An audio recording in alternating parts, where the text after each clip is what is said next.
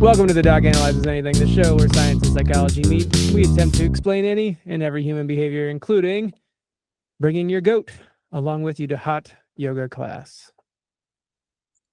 Which I learned there's goat yoga recently. They're by themselves are definitely respectable, but in combo, it's worth trying. I mean, the smell is, yes, I agree. The smell might be a bit much, but what about animal cruelty? You're putting this poor goat in a hot room like that. It can't choose to leave. It can't decide that it's getting too hot.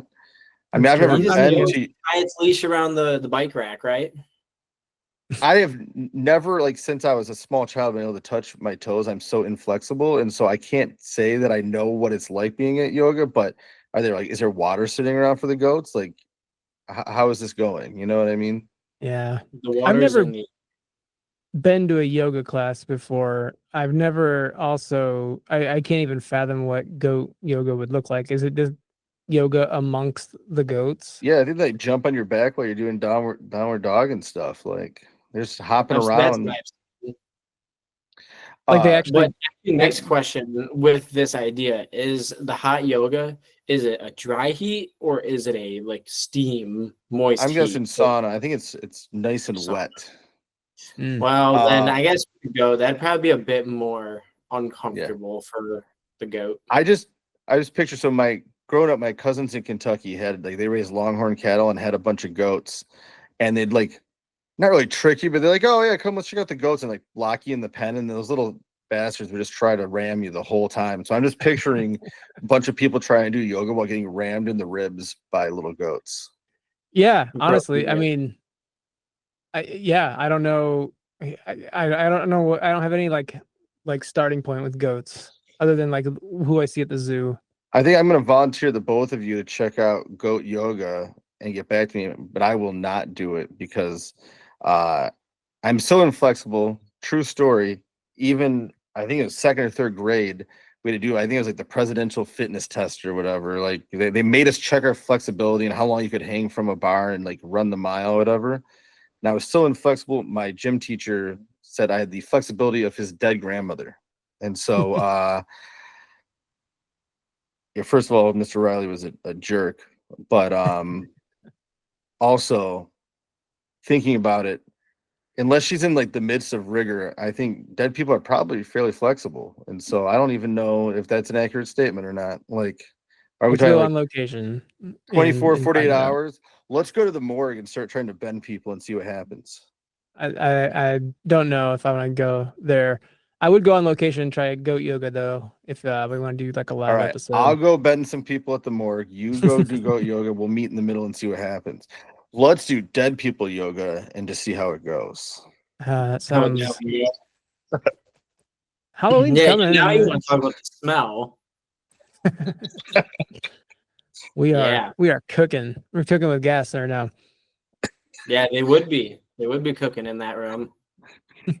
Usually that's a different room. But anyways, I am your host, Dr. Steven Sparks. With me, as usually always, is my co-host Kyle Suri and our most of the time co-host Bradley Hot Rod Clemens here. It is Woodward Dream Cruise weekend here in Metro Detroit, and so we got to celebrate that a little bit. I'm surprised we can't hear the tires peeling out outside Dr. Brad's window as we speak, since he thought it was a good idea to move right onto Woodward Avenue when he moved to Metro Detroit. But not Paris, as your background would suggest. No, Woodward makes it all the way to Paris. That's what's going on here. That's why it's such a well-known road. Yeah. So how is it surviving your first Dream Cruise weekend approaching? It's weeks ahead of time that people start going out there and racing, but the few days ahead, really it picks up. So even at the hospital that I work at, I mean, there's nice, big, beautiful windows outside the exam rooms, and even that mid conversation with owners, I'll see a car go by and I'll just acknowledge how many nice cars are in that area or that are roaming out right now. And yesterday was the most what's the word I'm trying to think of? I noticed it the most when I was at work, that every single car was either a hot rod or a luxury car.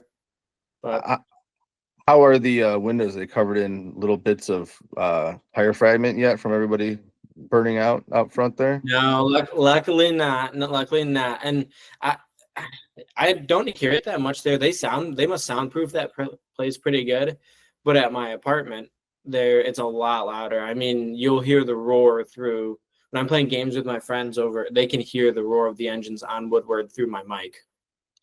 So yeah, we'll get to our topic of self-diagnosis here in a moment, but I do have to ask, does that mean that you're rethinking that little bit of bonus of a cheaper monthly rent for living right on Woodward there for next year? No, not at all. I mean, saving the little bit of money, I think of all the time or all the things that I can do with that little bit of money. And for the occasional roar of a good engine, it's okay. So like your one extra golf trip a year that you can pay for with that money is worth the lack of sleep, huh? Worth its weight in gold. I'm looking at photos of it right now. It looks very much not my jam. I think growing up in this area, it's hard not to love cars and old cars, even though, I mean, it's so great for the environment having all these millions. It's literally millions of people and at least tens, if not hundreds of thousands of cars out here revving up and polluting the environment. But it's hard not to enjoy it, love it, go out there, check it out, take the kids so they can see the spectacle. But everybody is going 2 miles an hour. So unless you really want to get frustrated, just walk on the sidewalk unless you have a nice old car, because it is kind of a waste of your time. You're seeing the same 5 cars surrounding you at 2 miles an hour going up and down the road. So we get the hazy air right now from the Canadian wildfires. The week after the Dream Cruise every year, like Ohio must get just a smog coming down from us. But I guess that's also just kind of Ohio. And that's the least of what they deserve. For a minute I felt bad, and I thought, well, no, that's just kind of what they like. So it'll be fun. Maybe we'll try to get some pictures. I think we'll have both Brad and Chad there, and so maybe we have some animosity photos to put on Facebook, the two, trying to separate them so they don't battle it out there right there at the Dream Cruise, something like that. Yeah, no sense to ruin a family event. I mean, someone's ruining it somewhere anyways, but we'll hunt for that part, and then we'll record it and analyze why it was that they ruined a good family event. Sounds good. All right. So what are we doing today?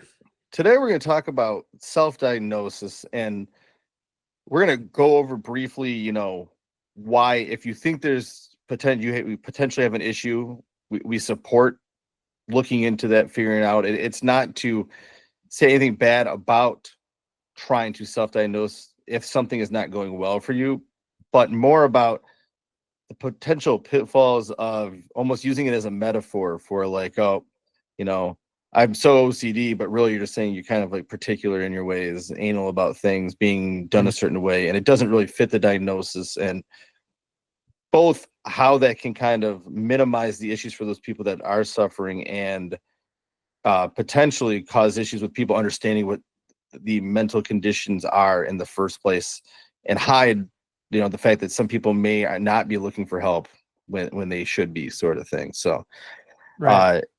Not as much about, hey, you really think you have this diagnosis? It's more like, hey, I'm going to talk like it's no big deal to have this diagnosis and that I have it too, sort of thing. TikTok, so you think that for some people it's so underplayed and that's why they never seek help? Because of how others will put off their behaviors as like a diagnosis? We'll get into some more of that later, but I think it is very likely that some people misunderstand what OCD is in the first place, see people talking about, oh, I'm OCD, and think, oh, that's not what I have going on, so they don't look into it further when they are potentially suffering. But there's a lot of other potential issues there as well. So I was going to say TikTok. I heard a story on the rise of self-diagnosis and like TikTok influencers kind of driving that. There's more and more people self-diagnosing that see their symptoms being, portrayed on TikTok posts and then saying, oh, that is me too. And so, yeah, I think self-diagnosis probably isn't the right title. It's maybe not what we're actually talking about. It is the cultural phenomenon of saying that you have a diagnosis where you may or may not actually believe you have that diagnosis, and like the difference between those pieces, you know what I mean? Because if that's doing nothing more than just telling people, hey, this is what this is, and if you think you may have it, then look into it further, then it's hard to have a problem with that side of things. I think that's where it stops though, is like, that's the end all. Like, I met the requirements as given to me by this influencer, therefore I must have it. And there's a couple like things to consider too. First of all, there's nothing wrong with thinking you may actually have a diagnosis. I mean, even if you do not, if you truly think that maybe there's something going on, there's nothing wrong with looking into that. The running joke is always like every first year psychology student has every diagnosis in the DSM, because you start hearing, oh, this is the, oh shoot, I'm fit like 5 of those 7 things, I must have it. But usually it's very minor. And also it's important to remember that it's never if it's not causing you any issues, if it's not causing you social dysfunction, if it's not so aversive to you that's negatively affecting your life, then who cares if you fit that diagnostic criteria or not? Like, it doesn't bother you, go on about your life, and that's fine. From our perspective, we don't do diagnoses. We do look into the behaviors that make up diagnoses and try to help people manage or alter their behavior so it's no longer troublesome. But to us, it's like, all right, is this bothering you? If so, then, or I guess, is it bothering you or dangerous to other people? If so, let's deal with it. And if not, we don't even pay attention to what the diagnosis is in the first place in our field. The diagnosis is more important to make sure you can get coverage from your insurance and things like that, at least from a behavior analytics standpoint. And probably a good time to point out that we are not autism, ADHD, OCD, all these various things that we might talk about going forward. We're not experts in those fields, in those diagnoses. Our study is in behavior, and therefore there's a disclaimer, I guess, take none of this as clinical recommendations or anything like that. Yeah, be careful what we talk about here. If we start going over diagnoses, if it's causing you issues, go, looking for an assessment, find someone who does do those types of assessments. But as Kyle said, I have worked with many people who have diagnosis of autism or OCD, or really, there are very few diagnoses that I have not seen in my time working. But again, I'm not looking at treating your OCD or your autism. I'm looking at saying, okay, these either behaviors are missing from your repertoire that would allow you to be more independent and more successful, in your life, and it's causing you some level of distress, or there's these symptoms that you're encountering that are troublesome to you and helping you get rid of those. And so it's a fine line between like being an expert in some of these diagnoses versus just an expert in treating the behavioral symptoms of some of these diagnoses. And that's kind of where we're tiptoeing with our expertise. So how would it work in with self-diagnosis, since you have seen so many of these things you have some knowledge, when that type of individual starts with self-diagnosis, would you still take it at the same idea?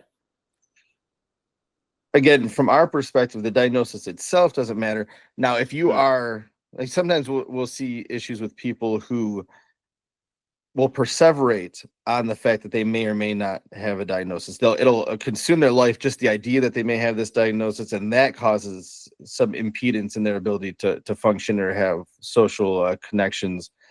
And so in that case, we may try to find ways to help them intervene, teach new skills to help kind of break that pattern of perseverating, and some coping mechanisms to deal with when they feel those ways.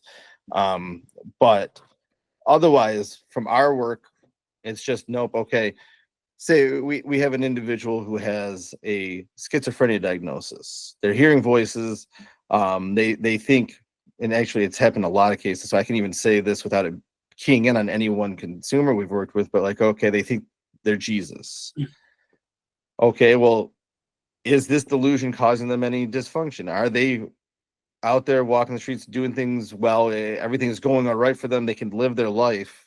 Then we're not going to do anything about it. But if it's causing them distress, or they're getting into altercations in the street because other people hear them say these things and find it offensive, or they're attacking people of other religions because they're like, hey, how come you're not following me?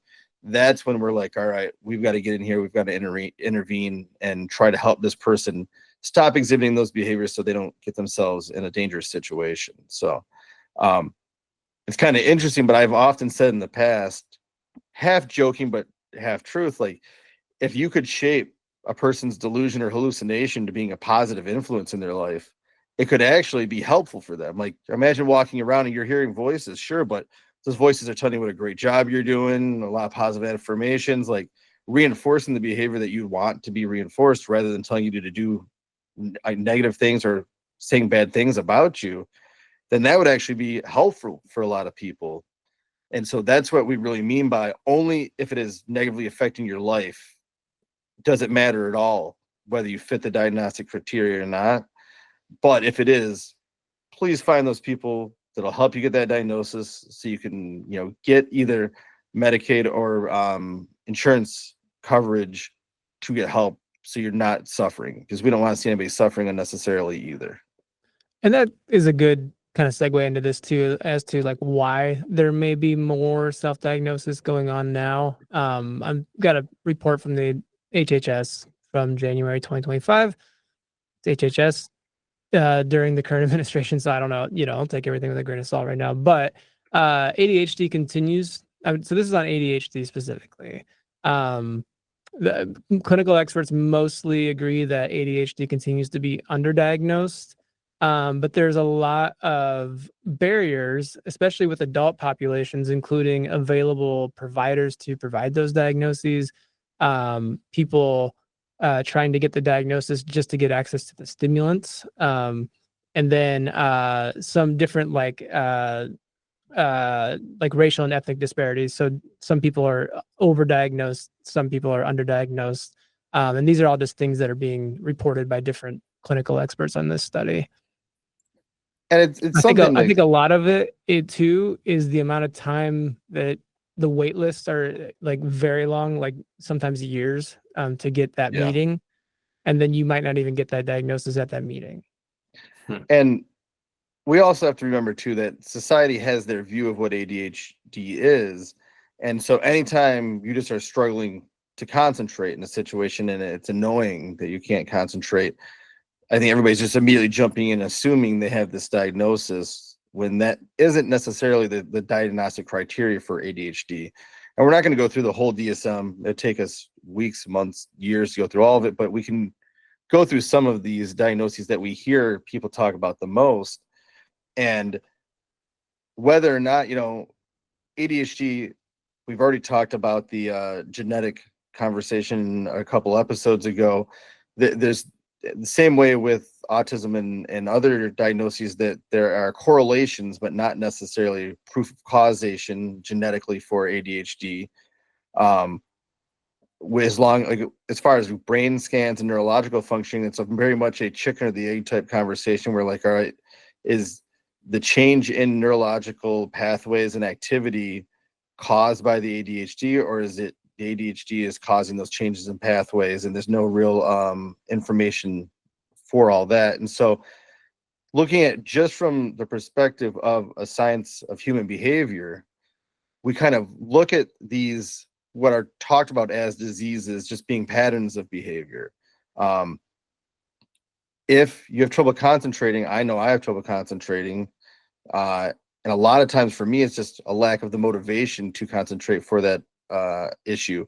But if it were truly a biological cause, then we would expect that there not be anything you can do short of medication to intervene and help you concentrate in those moments. You know what I mean? And so I've often used the example that whether or not there's a physical cause for the ADHD or not,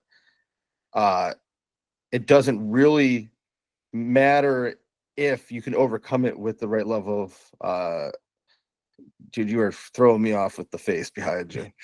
Uh, For those listening on audio only, Brad has a nice little filter background, but there's a human face coming through every now and then due to a family photo, thinking that it's a real person. and he is purposely Just the bending his face. head forward while I'm talking to make the face appear.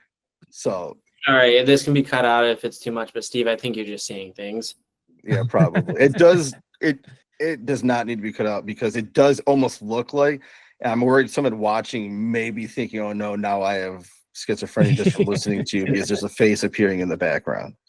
Well, this was a good opportunity for you to. I got you to stop talking for a second so I can ask a question. So, well, let me finish what I was saying, and then you can ask a question. No, because otherwise we're going to be going for 5 more minutes. No, all I was getting at right there.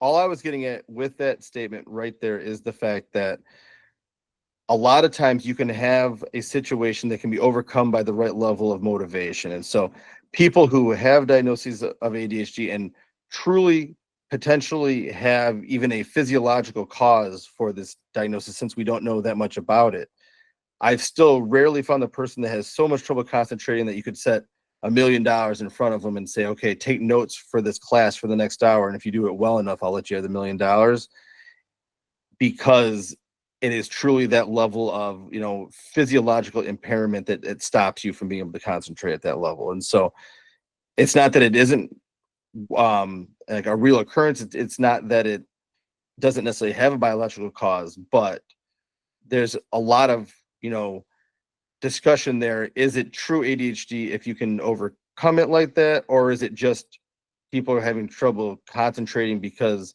we're used to being stimulated by a lot of little different things a lot of the time, and now you have to sit there in a classroom or at work and concentrate for long periods of time. We're just not used to doing it anymore, So statement or lecture? That I just said, or you said or statement. So let me finish the statement. Oh no, I'm done with my lecture and statement. So go ahead. Oh, okay. So my question being with all this, and you're kind of hinting at it, just because like when I think about like a diagnosis, like you mentioned, you fit a criteria, whether it be certain values of an amount of like a chemical within the body, or I guess if you could monitor like brain function in certain areas of the brain doing something. So then like what is the criteria, if there is any, and with ADHD, and then how is that not used as a diagnosing thing so that people can't just willy-nilly diagnose or even over/under diagnose? Let me pull up the DSM-5 on that so we can tell you what the exact criteria for ADHD according to the manual that everybody kind of uses for that, because I don't know off the top of my head. Like everyone else, I kind of just look at these groups of behaviors and then see, okay, I can see people who would say that person probably has ADHD. So yeah, and so that was how I was going to ask, is how much of this, I'm curious, is like a subjective thing, because there's a lot of things that when you bring in subjectivity versus an objective finding, that it's open to too much interpretation. So then that's why we get left with something such as this. Well, and to be fair, a lot of the times when we see someone with one diagnosis and then they switch to another provider, the diagnoses change over and over and over again. There's a significant amount, or enough overlap anyways, between bipolar disorder, schizoaffective disorder, schizophrenia, and borderline personality disorder, where depending on what the person is presenting with, you can't necessarily know what they're actually experiencing. And so depending on if it is actually something they're experiencing and to the degree they're experiencing it, or whether there's another function that's maintaining the statements that seem like a delusion, will determine where they actually fit. And there's a lot of disagreement. Like, all right, this person's hearing voices, schizophrenia. The next profession's like, I don't know if they're really doing that, or if it's because they get a lot of reaction from people when they start talking about the voices. It's actually this diagnosis instead. And so there's a lot of disagreement just in general about diagnoses when we're dealing with our level of the really severe behavior stuff. But getting back to ADHD, you have the inattentive symptoms and the hyper impulsive symptoms. And so the symptom thresholds, it's for children, they have to have at least 6 symptoms. from either the inattentive or hyperactive impulsive categories. For individuals 17 and older, at least 5 symptoms are needed. These symptoms must be present for at least 6 months. Age of onset, they have to have occur before the age of 12. Otherwise, it does not fit the criteria. For adults, clinicians often conduct retrospective analysis to confirm that the symptoms were present in childhood, even though it's hard to remember, hey, when did I actually start feeling this way, and whether it really was exactly before the age of 12 or not. Symptoms must cause significant impairment to social, academic, and occupational functioning. Exclusionary criteria, symptoms should not be better explained by another mental disorder or psychotic episode. Symptoms should not be solely due to substance use or other medical condition. And then there's subtypes and different levels of severity that fit into those as well. All the criteria here, how when society just says, oh, I have trouble concentrating, that is ADHD, but it doesn't necessarily perfectly match up with what the criteria is. And so, sure, if you are having some level of discomfort or having issues with functioning in society due to your inability to concentrate or hyperactivity, then yes, please seek help. But if you're just having some trouble concentrating here and there because something's boring, or you keep getting sidetracked thinking about something else, it seems that it could easily detract from those people that are having more severe symptoms, saying like, oh, I guess it's no big deal to have this. It's not a big thing. It's almost like just something that everybody has. I shouldn't look into it further. And so it's that potential harm for taking away from people who may not seek help when they would have, or like, okay, you're experiencing this too, but mine way worse. What if something's really wrong with me? I don't want to dive into it deeper, is where there seems to be a potential issue with society just saying ADHD is synonymous with, or a metaphor for having trouble concentrating sometimes. Right. There's I know a few or have met, I should say, I've met a few self-diagnosed autistic people over the years, and just talking to them and just hearing like, one, they're so much happier after a self-diagnosis because of like finally okay, so I should backtrack. They're not satisfied with the system. The system is very difficult. Like, they couldn't get in. The money is it's hard to pay for these appointments. It's hard to get the healthcare, wait forever. And then you might not even get the diagnosis. It might be something else. But for them to be a part of a group that understands what they're experiencing and having something to share with like that culture has been really beneficial. So I don't like to, some people are like, never, self-diagnosis is a waste of time. Like I don't prescribe to that just because of those reasons. I think the system is tough. I understand what you're saying though. Like it can undermine people experiencing really, really difficult things. And I guess I changed the subject over to autism too, but no, I think autism is a good example too, because yes, there are a lot of people undiagnosed that could use support, even if it's just cultural support from others in that autistic culture. And that is great to have that person and to have that together. But I also think that if you have someone that's just, maybe for lack of a better word, a little quirky, like there's nothing necessarily impeding their life. They're not finding it distressful, and they just happen to have one or two little symptoms. They don't actually have a full, like they wouldn't be able to fit a full diagnosis. Then by going around saying, oh, I have and what we often hear, and I know it's probably going to be not correct to say, but it's what society says. And so I'm going to use the terminology just to show what could be harmful or hurtful, is like, oh, I just have a touch of the tism, is what we hear people say a lot of the time. And it's like, no, you probably don't. Maybe you just have some little quirky behavior. And if you do, then I don't think you'd be saying it that way. You know what I mean? You wouldn't be making light of it or joking about it. And so again, if it is helpful to become part of that, culture, and have, that camaraderie and feeling better about what's going on, then it's great. But every time something's a little bit, different, and we all have it. I mean, we all have some level of stimulatory behavior. You know what I mean? Like shaking our foot. But society punishes the ones that are really overt and in your face for most of us. And so it kind of gets hidden. And so if that's the case, and we all would, have a little bit of there, and that's why it's a spectrum disorder, is there's different levels. But if it's not causing you distress, you don't need that support from others because you feel like you're kind of floundering alone through life. Then it may be hurtful to those others who think you're just taking it lightly. You know what I mean?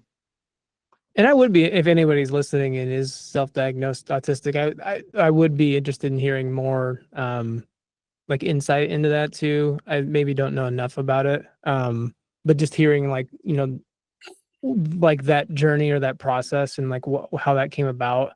And then like, I don't know, just your experience with it would be interesting to me. OCD as well is the same sort of thing. Is I don't know if people don't understand what OCD really looks like, but if you have a true obsessive compulsive disorder, it can be completely debilitating. We've seen people that can't leave the house at all, and that's after years of having to turn the oven on and off 15 times before they could leave, just to make sure it's really off, because they have so much fear that what if my house burns down. And sometimes it's because the house burned down previously. Sometimes it's just that irrational fear that keeps creeping back and you can't enjoy life without it just nagging away at you. And then you have someone that just likes to be tidy and maybe a little overly anal, and may even lash out at you because you left a ring on the counter that's easily wiped up. It's like, you're not OCD though. That is something that can seriously hinder someone's ability to live their life, and we're just treating it like it's an excuse to maybe not be friendly in situations where something's bothering you. You know what I mean? Any other diagnoses that you guys see thrown around quite a bit that are worth discussing? OCD, I think the most. Yeah. I mean, as far as like common vernacular go, it's like it's part of the language now. One I was thinking about, we actually read in our behavior analytic book club a while back, a book called Sociopath. And let's see who that was, by Patrick Gagne, I believe is how it was pronounced, at least in the audiobook. So I hope I'm pronouncing that correctly. Yeah.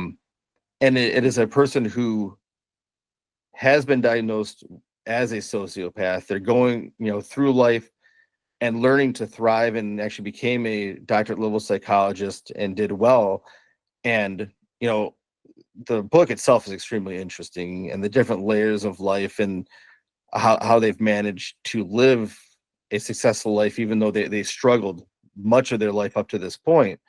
But the author, as they're explaining, is talking about how annoying living in Los Angeles, and everywhere she went, she'd explain to someone like, listen, I'm a sociopath, if it may cause a conflict that she didn't let people know. And sometimes, a lot of times, it was just to make for awareness sake also, to try to get rid of that what's the word I'm looking for, the stigma. Yeah, the stigma that people feel when they have some of these diagnoses. Thank you. I gotcha. And so it was extremely frustrating, because especially in the culture in Los Angeles, everybody's like, oh yeah, I know, I'm a sociopath too. And she's like, no, you're just a self-centered jerk. Like, you are not experiencing the emotions differently than the rest of society like I am. And sociopathy isn't necessarily that you just don't experience the emotions at all like most people think it is. It's just you're experiencing them differently, and not necessarily in the context that everybody else would feel them in.